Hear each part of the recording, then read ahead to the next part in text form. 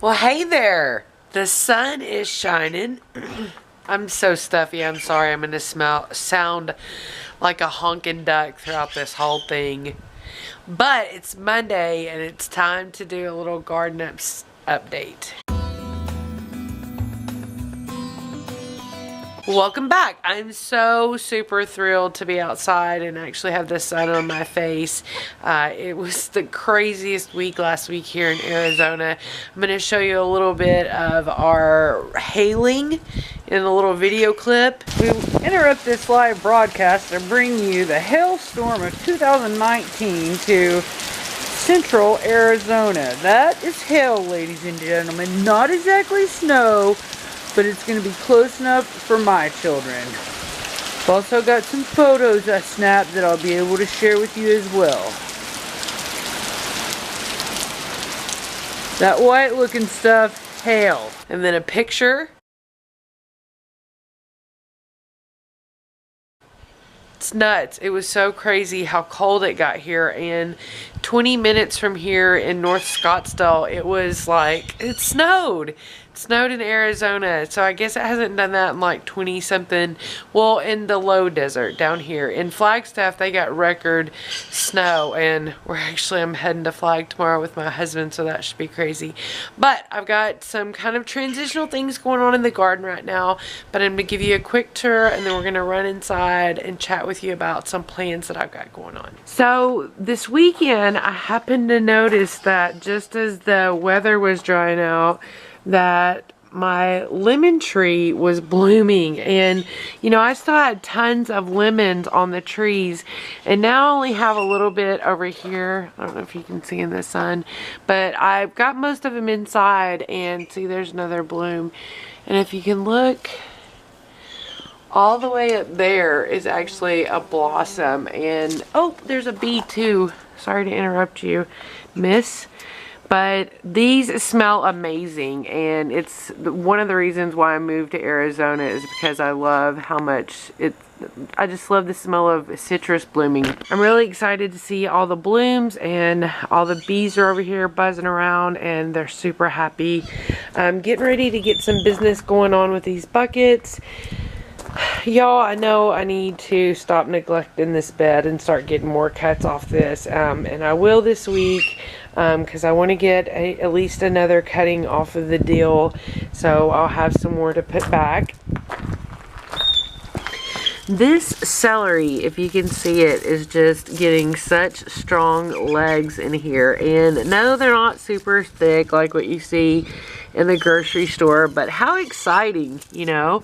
The strawberries are doing awesome. I'm so glad that they handled all of the stuff that came through last week with the cold, but plenty of the flowers are still happy, and I did some cleanup work because we're about to replant this into something else. I did some cleanup work on the collard greens here and got some use out of some of those leaves, because like I said, there's lots of little worms that are wanting to eat up on there. We did harvest the broccoli this week, and there's almost no more side shoots coming here, but I've got some ideas for how to use the leaves. And this cabbage here is just, it's not gonna last long here. I don't think anything is gonna come of this cabbage either, and so I think that there's a couple of things going on here. You know, I was thinking about it this afternoon, and I didn't really feed my winter garden as much as I did my summer garden, in terms of, you know, I think I only top dressed them maybe 1 or 2 times during the whole season, and I didn't feed them any kind of compost tea. And so that's another thing. Besides needing a little bit more sun over here, I think some of these heavy feeders like cabbage and broccoli, they probably would have done better with more fertilizers throughout the winter. But I wasn't out here as much, because in the summer it's easy. I see them all the time. I sit outside all the time, but it was just so cold. So that's a lesson for myself next year, is to actually put it on the calendar, like put it in my phone, and remind myself to fertilize my winter fall garden a lot better than I did this year. All the flowers are so happy. They all just hung in there throughout the season. right here, you can see where this cosmos is going to seed, and you can kind of just come in here and gently pick it up, and you know, we've got some seeds in there. So I need to do a little bit more seed collection, but for now I'm just going to drop those in the soil. This all managed to do okay through this storm. This sweet broccoli is just, look at that. See the bee? See the bee? Oh, there's bunches of bees in there. There's like 3 bees in there.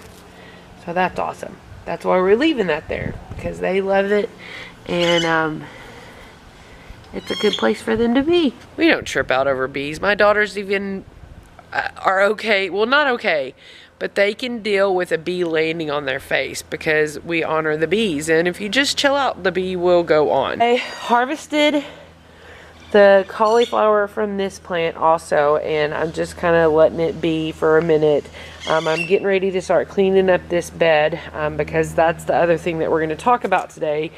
The girls have just been out here with my husband popping peas off of this left and right, so there's just a couple left. That hail really kind of beat up some of the leaves and some of the plants, but the sweet peas are all blooming again. My husband just can't believe it, but they are continuing to go, and they love cold weather, so they were fine with this. And here's this little cauliflower down here, and I'm hoping that it'll just keep going and we'll get some yummy cauliflower out of it. And this pea right here is still hanging in, but most of its peas are been plucked off. That one looks a little funny. And so we've still got cosmos. Definitely this week's #1 job is to get flowers planted, because my husband even commented this weekend, did I really build that for nothing? Okay, over here in this bed, I'm about to start destroying this Brussels sprout because it's covering up my spinach, and I'm yanking all these carrots, and I'm getting some treatment going on for the soil. So actually, even while we've got you here, let's just go ahead and get these all up.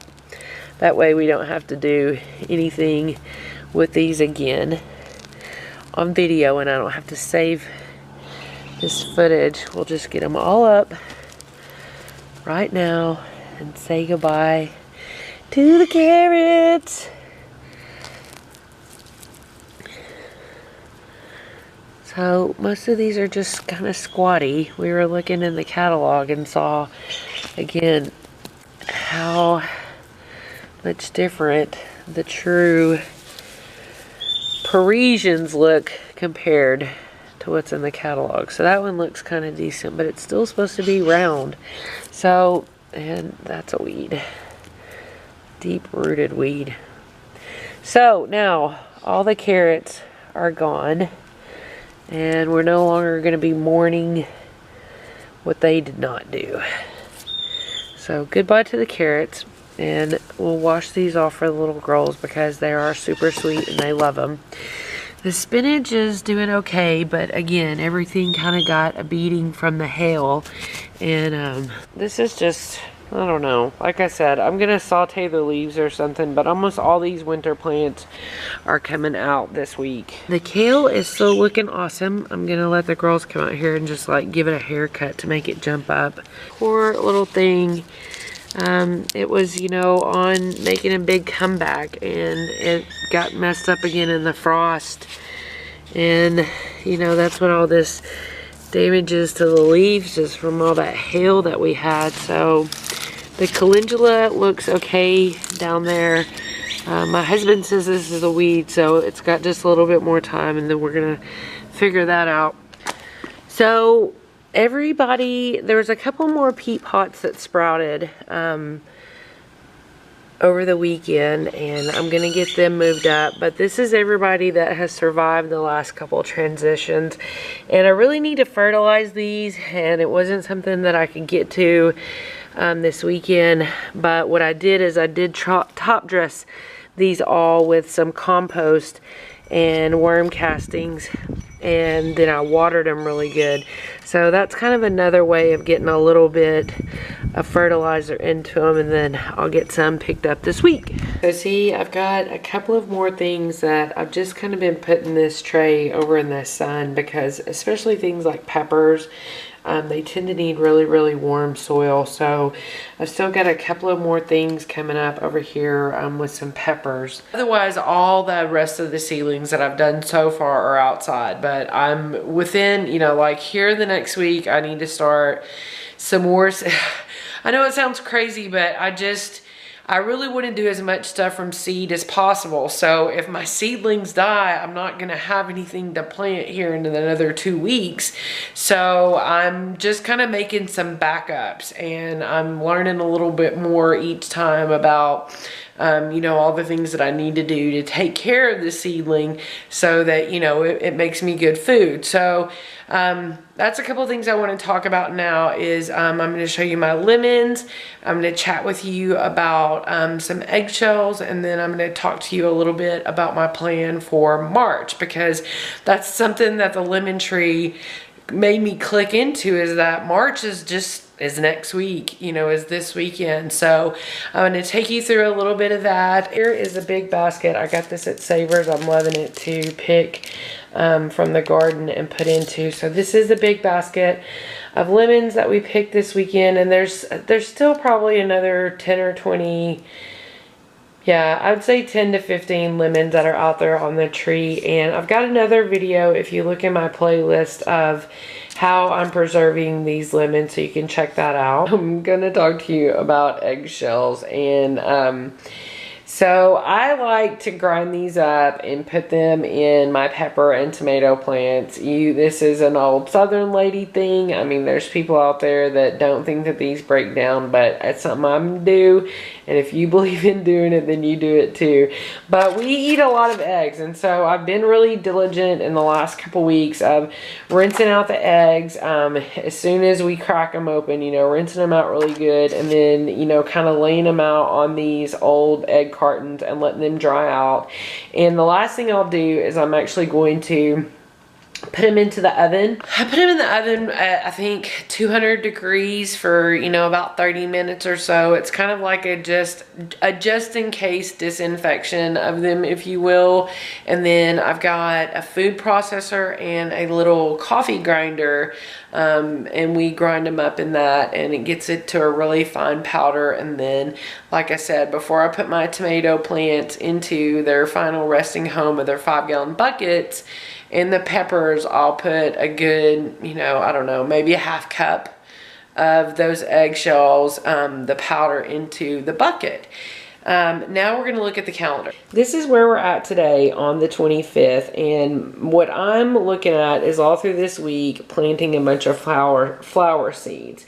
I'm going to get some more seeds going in the house, even if they just end up in the garden towards the very end of the month. But I'm looking to plant somewhere here between the 9th and the 11th. So the week of the 11th through the 16th of March is when I'm going to be doing the big amount of my planting. And it's also when I'm going to start bringing some of the seedlings that we planted out into the garden.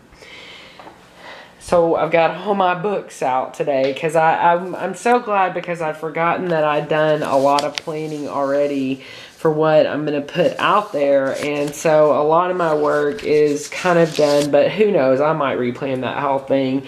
And of course I've got my calendars out, and I'm going to be sure and put a link to this calendar in the description. So if you're completely new to gardening, it'll help you understand what you can be doing right now coming into March. Something I didn't tell you guys yet is that for Valentine's Day, I got a couple of packs of seeds, and one that I'm really interested in is the Brad's Atomic Grape. It just looks really cool. Same with the Indigo Apple. Baker Creek always sends you a free pack of seeds, and these are the Brunswick Cabbage, but they're gonna have to wait until next fall, because I won't be planting any more cabbage. I love this packaging too. Right here they're telling you about their strawberries.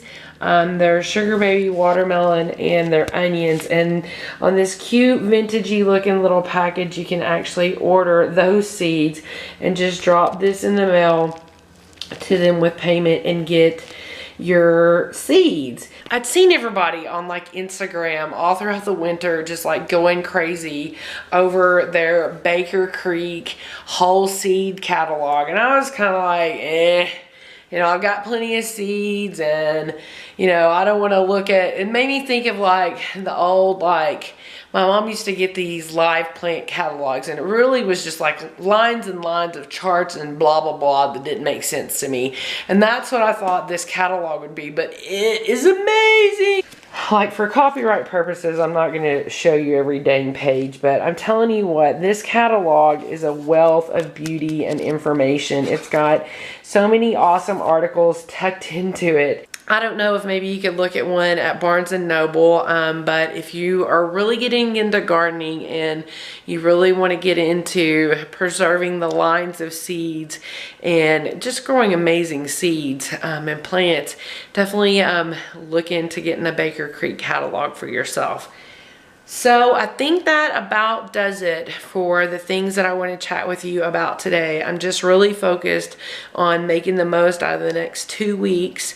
So again, so that I'm able to plant as much as possible from seeds. Now mind you, if for some reason a bunch of my seeds don't make it, I'm going to go buy transplants because I'm not going to miss out on the growing season. But I really feel like with as cold as it's been, I've got all of March to plant, and I'm not going to let myself get concerned with being late to the game, because every week I'm going to be putting some stuff out. And like I said, during that 11th through the 16th is actually when I'm going to start putting some seeds out there, like my squashes and my melons and things like that, and then slowly start working my seedlings out into the garden. So today and next week we'll conclude our series for the fall and winter garden, and then the 11th will jump us off into week 1 of our spring and summer garden. So thank you so much for staying here with us through, you know, my first semi-successful winter garden. And like I said, we'll get through next week as we continue to get the beds ready and get everything ready for spring and summer. And have yourself the best day ever.